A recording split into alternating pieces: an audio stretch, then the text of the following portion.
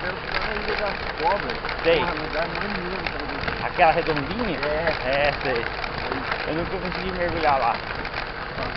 Duas vezes que eu fui lá, tava sujo. sempre tá assim. Tá, ali é meio sujo.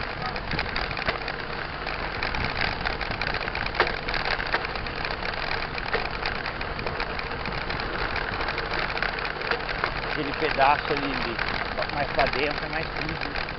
Parece que a Lagoa Azul lá também é da hora. Esse eu não conheço. De ponto. Fica onde? Paraty não, porque ele já fica em Angra já. Ah, tá. É entre Paraty e entre Angra. Sei. Quando fica lá, mas é muito lindo também. Né, Mambucaba? Perto do Mambucaba lá. É. Muito lindo. As ilhas de Angra eu nunca mergulhei, mas